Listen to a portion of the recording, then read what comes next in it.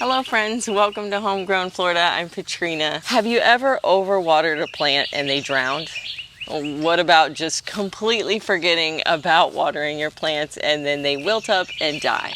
Well, if that's happened to you, today is your day. We're going to be talking all about watering.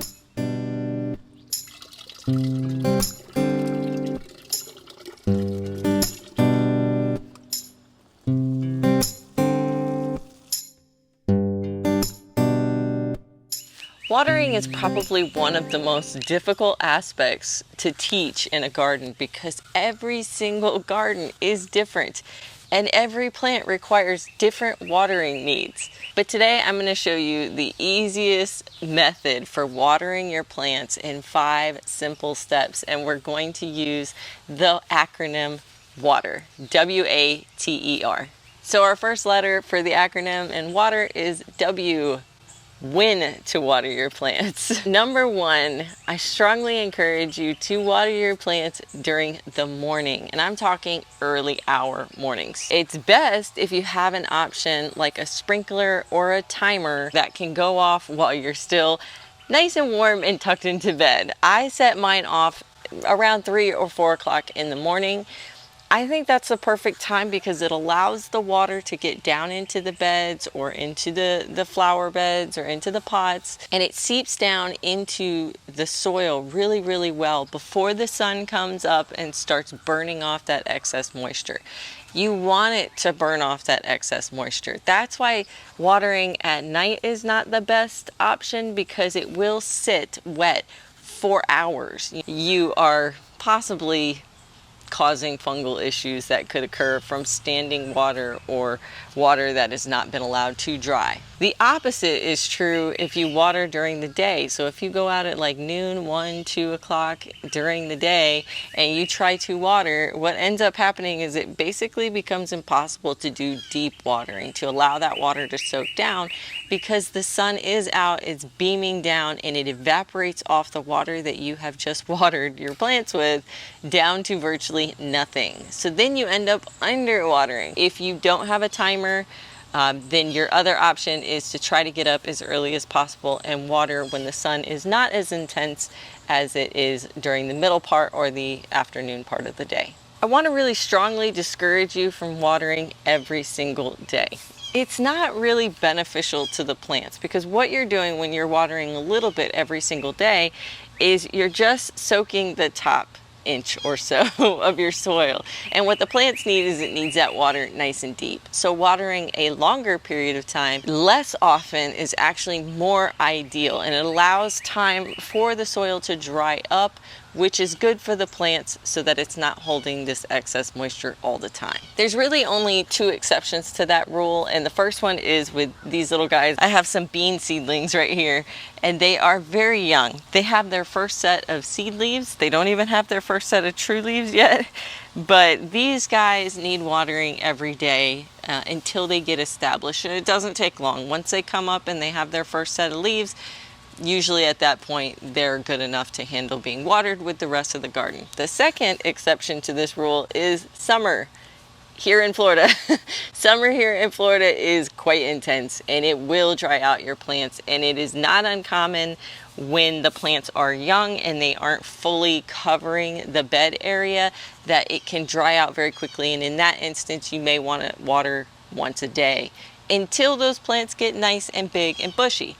And the reason why that is important is once they get nice and big and bushy, they protect the ground. They create this ground cover, basically. They're covering the ground so that the sun doesn't hit it directly and evaporate it off. The second letter in our acronym is A, amount to water. This is actually more important than when to water. So what I did here is I left this bowl. My sprinkler system ran last night, and I left a bowl just sitting out here in the open area of where my sprinklers run.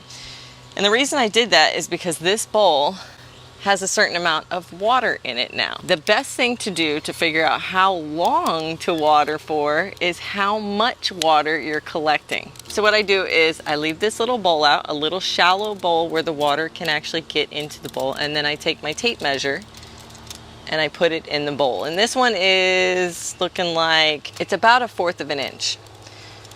What you're aiming for is 1 inch of water a week, a whole week. So if I have 1/4 of an inch here, then I know that I need to water this garden 4 times. Now your other option is to water for longer. Right now my sprinklers are just set for 15 minutes and that's what gives me my 1/4 of an inch of water. But if you wanted to just water twice a week, you could water twice as long. So for 30 minutes, you could run your sprinklers twice a week and that would give you the equivalent. But make sure to put your shallow bowl out and measure so you know exactly how much water is making its way into your garden. The next thing I like to use is this probe. Everything that I'm using in this video I'll put down into the description below as well. Now this probe is a little controversial. So it's a 3-in-1 moisture, light, and pH measurement. Now light wise, you can kind of go out into your garden and see what amount of light your plants are getting, so I don't think it's really necessary in that respect. And the actual pH is not accurate, I would say, but the moisture level on this is actually accurate, and to use it just for this purpose is not a bad deal because these things are very inexpensive. So I've put my moisture reader in the ground here and you can see it has the red dry. It's got the center moist, and then to the right there you can see the wet mark, and you can see mine is sitting at about that 4 mark, which is just above moist. And this is the perfect level. You want it kind of right in the middle or even just above dry, because it doesn't need an excessive amount of water. That's actually what kills your plants. So using a probe is a great way. The other way, which is old school, take technology out, is to use your finger. And so all you have to do with your finger is the same thing that you would do with the probe. And you would just stick your finger down into the soil up to your second knuckle. I usually go a little bit further down. And when you come up, you will see I have like dirt and stuff sticking to my finger. That means that it's moist, and you can obviously tell by feeling it that it's moist. This is very similar to baking a cake and using a toothpick to poke down to see if the dough on the inside of the cake is still wet. That tells you that it's not cooked all the way. If you come back with a dry toothpick, you know that it's cooked all the way through. Well, the same holds true with soil. If you stick your finger down and you come up with soil sticking to it, wet soil sticking to it, you know it's wet down there. You don't have to water. The next letter in our acronym is T. That means test your water. There's a few ways that you can test your water, but there are testing kits online in Amazon that are fairly inexpensive and you can do them at home. There's tests where you take a sample of your water and you send it somewhere. I have 3 types of water on my property. I have city water that runs through a softener, because here in Florida we have hard water, and hard water is not necessarily a problem. Hard water isn't necessarily bad for your garden.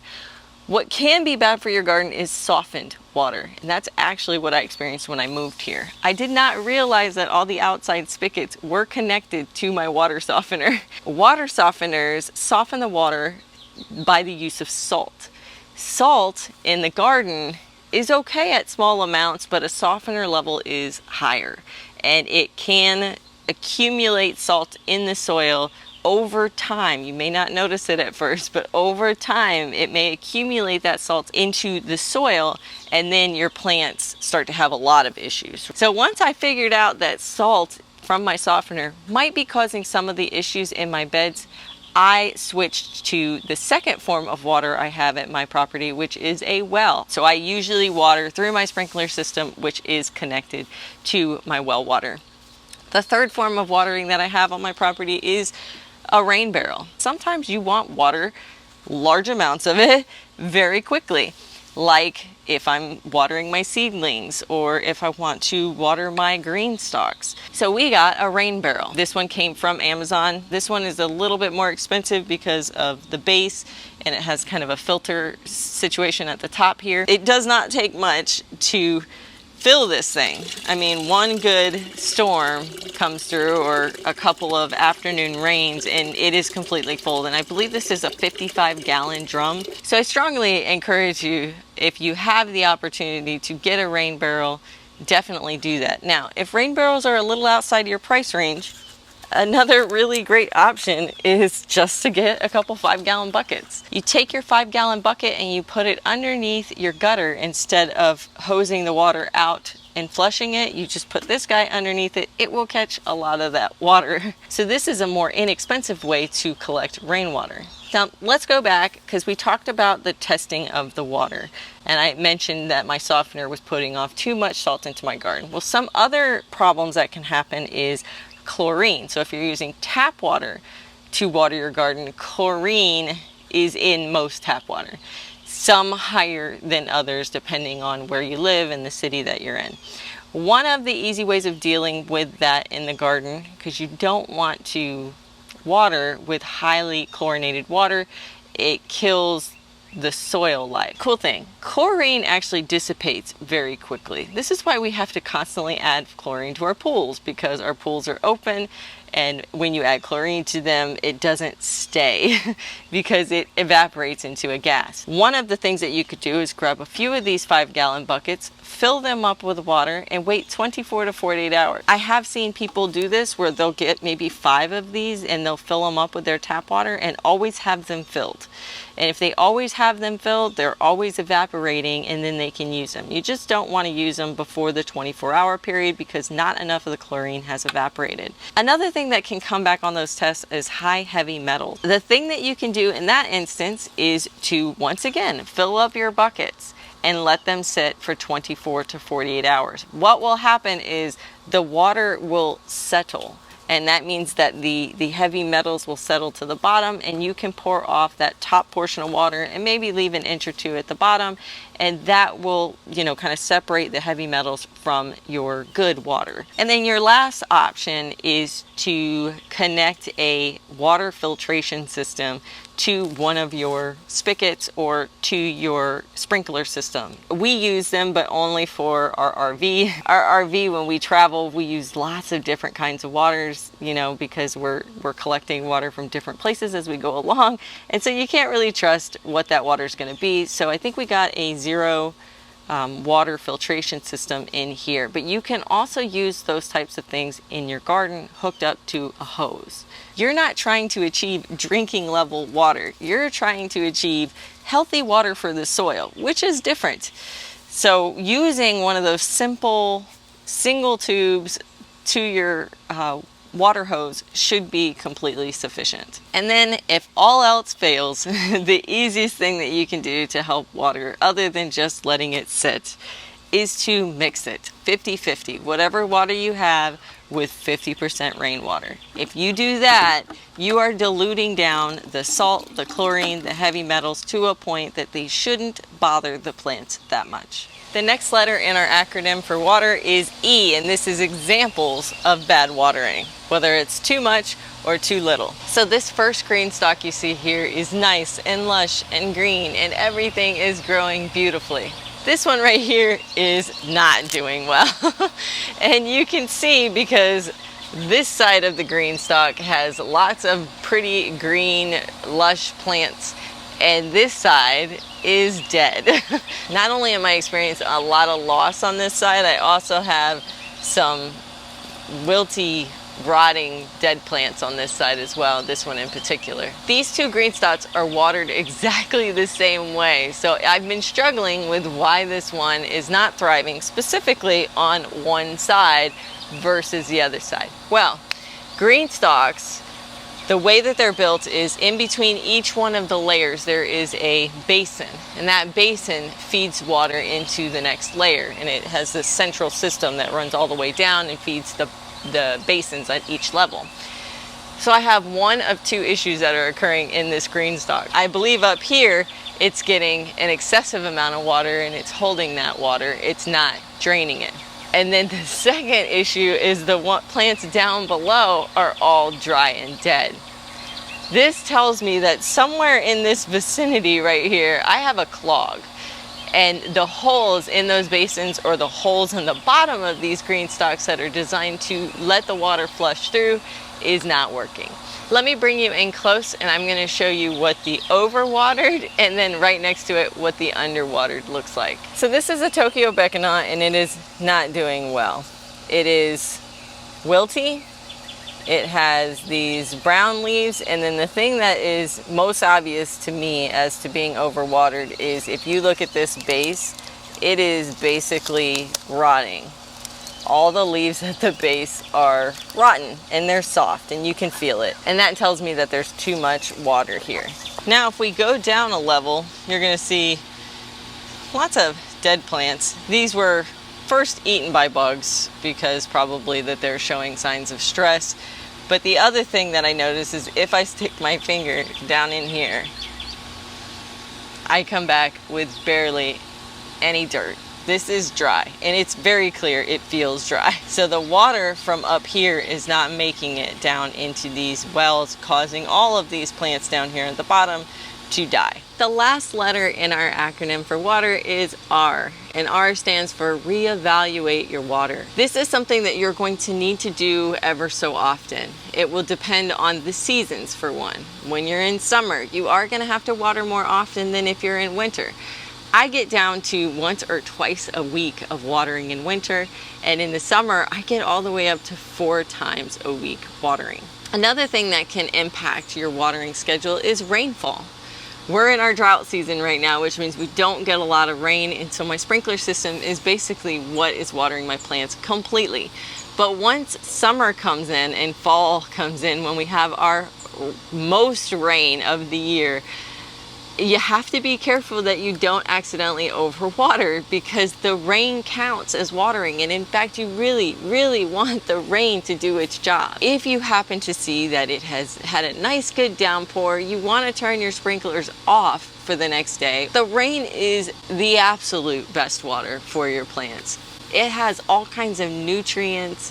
It has all kinds of like nitrogen in it. It is just some of the healthiest water for your plants. And you might notice after a really good storm that your plants seem bigger. And that's because they have gotten this uptick of great clean water along with great nutrients that came with that water. So always lean on the rain. Another thing that would make you reevaluate is the type of plants that you're growing. Most plants need 1 inch of water, but there are plants that really like a lot more water. And the one that comes to mind to me first is watermelons, cucumbers, celery. These are vegetables and fruits that have a lot of water content. They are high in their water content, so you can imagine that they like to be watered a little more often. I will just take my little handy dandy water can here and go through and water those a little bit extra so they can get a little bit more. My personal experience has been that herbs require the least amount of water, and I'm not sure why. But herbs and flowers for me tend to require a lot less watering. So I put them in the beds where maybe my sprinkler systems don't have the best water coverage, or in an area where I don't have sprinklers, like my green stalks. That's a #1 reason why you see so many herbs in my green stalks, is because I am lazy when it comes to watering. If my sprinklers don't handle it and I have to hand water, it better only be once or twice a week. And then you have your fruit trees and fruit bushes. Those usually require a gallon of water once a week. For my younger trees or younger bushes, I will take a 5-gallon bucket, fill it up 1/5 of the way, and I will drop that onto them once a week. Once they become older and established, they are getting water from the ground, from deep, deep down, just like my well. And so then you don't have to water anymore. I actually never water them now. Once you start getting used to your garden's watering schedule, you'll be able to see telltale signs that maybe it's being underwatered or overwatered. And if you just keep an eye out, do the finger poke test or the probe test for the first few weeks or even a month, then you're going to be able to pick up on those subtle signs, like a slight wilting of a leaf. Those are slight signs that are going to tell you that you're over or under watering, and then you make those adjustments. But once you set on a schedule, besides reevaluating for, summer versus winter, or a very water hungry crop like watermelon, you will get on a schedule for your particular garden that works. Besides watering, another thing that can be hurting your plants is your soil. So make sure to check out this video next. It's all about how to keep your soil healthy so that it keeps your plants healthy. Happy gardening, guys.